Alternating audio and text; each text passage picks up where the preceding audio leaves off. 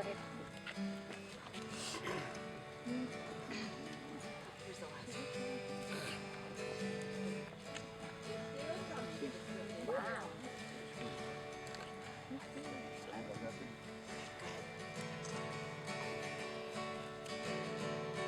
Come and listen to a story about a Natchez family, a great bunch of folks seeking opportunities. Don't know if they ever would strike it rich, but they kept pursuing their dreams without a hitch.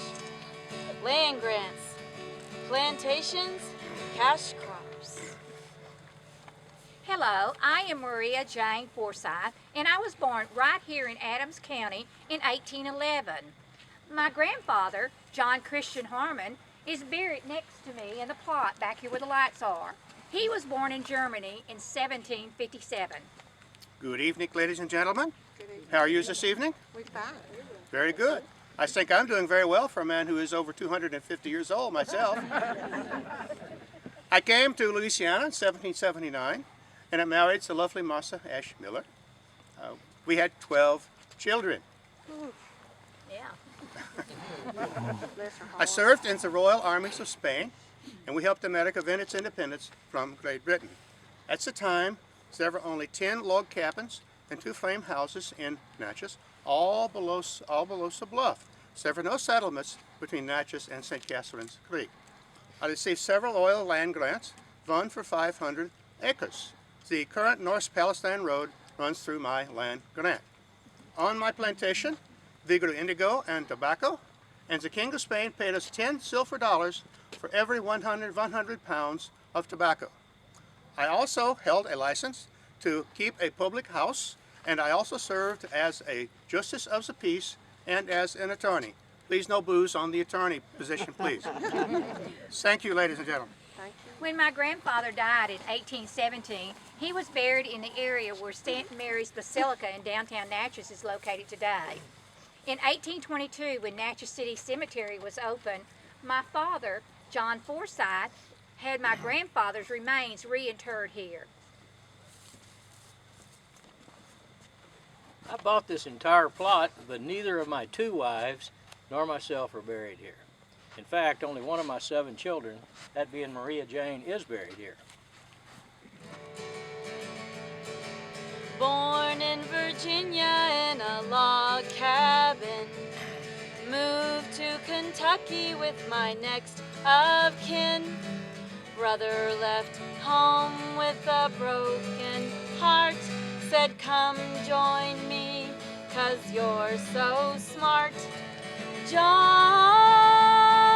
John Forsythe, come to the wild frontier. I came to Natchez when I was 15 years old.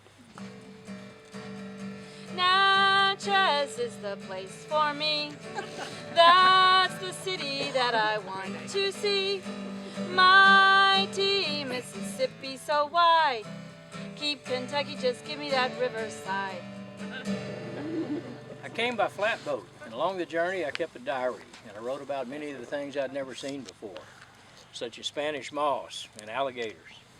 When I arrived in Natchez, I got a job as a school teacher, which is where I met the Harman family, and also where I met my wife-to-be. I married Christian's daughter Mary in January of 1809.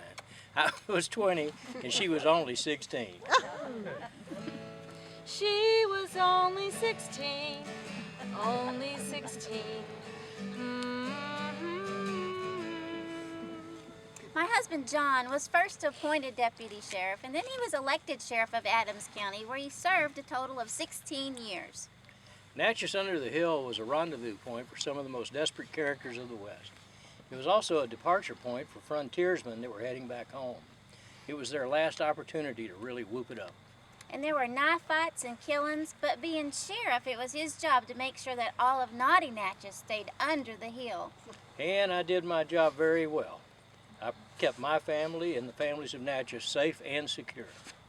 He kept our family safe from the yellow fever epidemics by building us a 3-story colonial home out on my daddy's plantation. He also built a log cabin jail there, so the plantation became known as Sheriff's Retreat, and it maintains that name today. My wife Mary and I also owned a Spanish colonial house on St. Catherine Street at Forks in the Road in Natchez. From there, it was very convenient for me to perform my duties as sheriff and also to operate my other businesses, one of which was the brick factory and another was a large shipping warehouse. Even though there was all that work, we still loved to entertain, and we did that lavishly, and he was always dressed so elegantly. Thank you. And at one time, I owned over 200 pairs of shoes. He took all the room in the closet. And even though I would take my family to the sheriff's retreat during the frequent yellow fever outbreaks, in October of 1825, my wife and one of my daughters died. And in less than 1 month, my daddy remarried. So I guess he had to have someone to take care of all my brothers and sisters. But in January of 1828, I married Dipsy Pickett Jackson. Later on in that year, my daddy and my stepmother and my brother left Natchez to go to New Orleans to start another brick factory. In 1829, my daddy went over to Bay St. Louis because he was not feeling too well, and he died, and he was just 40 years of age. Now, my brother Thomas, while he was in New Orleans, was recruited to go to Texas to help Texas win her independence. So in January of 1836, Dempsey and I offered $2,500 cash in hand to Thomas if he would sell all of his rights in my father's properties. So Thomas came back for that transaction, and because he did that, he missed the fight at the Alamo, and that made it possible for we, the descendants, to be here today. And I'm the youngest daughter, Kate Aubrey Jackson. My mom and daddy had 6 children, but only 3 grew into adulthood. My brother, James Madison Jackson, was in the Civil War part of the Mississippi Cavalry. It was the only Mississippi cavalry to fight as part of Lee's Army of Northern Virginia. I also did my part during the Civil War. I was a very small woman, about 5 foot tall and only about 100 pounds, but I helped smuggle about $5,000 worth of gold across federal lines by sewing the gold into strips into my waist and into my shoulder. It took 2 strong men to actually lift me into my carriage. My daughter, also named Kate, married Albert Sojourner of Kingston, a state representative. Carrying on the family tradition, my great-great-granddaughter, Melanie Sojourner, is a Mississippi state senator today from Natchez. I lived at Sheriff's Retreat until December of 1879 when the plantation burned with nearly all of its contents. I died in 1892, and I willed all of my property to my children and my grandchildren. We'd like to thank you for allowing us to share a little of our family history with you. And I'd like to introduce to you the descendants of John Christian Harman. Playing John Christian Harman, we have Lee Murrah, and he's from Huntsville, Texas, and he's my cousin, once removed. And playing John Forsythe is my little brother, and his name is John Forsythe, and he is from Houston, Texas. That's really his name.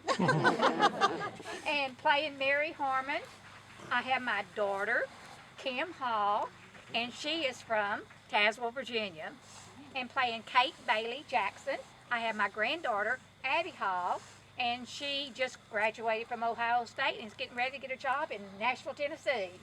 And playing the guitar and singing, I have my niece and my great niece, Stephanea and Ester Araujo, and they are from College Station, Texas.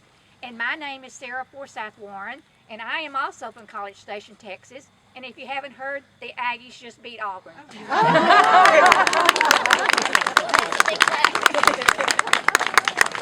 And the plantation, if you'll notice over here, this is now owned by Annette and Larry Holder, Miss Holder's Antiques downtown, and Larry Holder at the drugstore. And it still is called Sheriff's Retreat, and they've moved a house onto the property. So thank you. We enjoyed it. Ladies and gentlemen, what Sarah is too modest to tell you is that she wrote all of this, including the lyrics to the song. She did her best to keep you from saying that. Thank y'all. Bye. We enjoyed Thank that. Thank Bye-bye. No bad words. We had a little slip up there. I'll teach you. Glad to see that the tree I think got the that sideways gas is problem. what doesn't sideways makes it go down. Well, that helps me. It needs to be open. I made sure to read it very The way it was. It helps Mississippi State, yeah. It's sideways, so it's going.